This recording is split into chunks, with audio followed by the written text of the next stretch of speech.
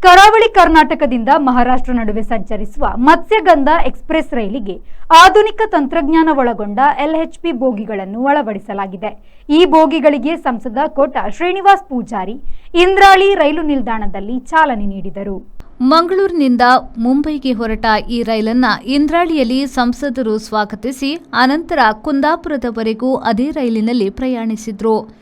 ಮತ್ಸ್ಯಗಂಧ ರೈಲು ಸೋರುತ್ತಿರುವ ಬಗ್ಗೆ ಪ್ರಯಾಣಿಕರು ದೂರು ನೀಡಿದ್ರು. ಈ ಹಿನ್ನೆಲೆಯಲ್ಲಿ ಕೇಂದ್ರ ಸಚಿವರು ಆದೇಶವನ್ನ ನೀಡಿದ್ದು ಬಳಿಕ ಹೊಸ ಬೋಗಿ ಅಳವಡಿಸಲಾಗಿದೆ. ಸಂಸದರು ರೈಲಿನಲ್ಲಿ ಪ್ರಯಾಣಿಸಿ ಪ್ರಯಾಣಿಕರ ಜೊತೆ ಕುಶಲೋಪರಿ ನಡೆಸಿದ್ರು. ಸಂಸದ ಕೋಟಾ ಜೊತೆ ಶಾಸಕ ಯಶ್ಪಾಲ್ ಎ ಸುವರ್ಣ, ಕೊಂಕಣ್ ರೈಲ್ವೆಯ ಕಾರ್ಯತಂತ್ರ ಯೋಜನೆ ಮತ್ತು ವ್ಯವಹಾರ ಅಭಿವೃದ್ಧಿ ವಿಭಾಗದ ಕಾರ್ಯನಿರ್ವಾಹಕ ನಿರ್ದೇಶಕ ಜೋಸೆಫ್ ಇ ಜಾರ್ಜ್ ಮತ್ತಿತರರು ಹಾಜರಿದ್ದರು. ಶ್ರೀಜಿತ್, ವಿ4 news, Udupi.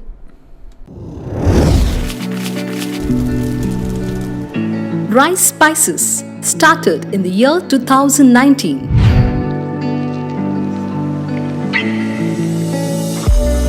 Today we have crossed 45 plus products.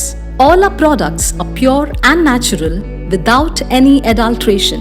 The products have authentic recipes. Process of preparation is also in a traditional way. We supply products to different supermarkets, retail shops, and we take up bulk orders for hotels and caterers.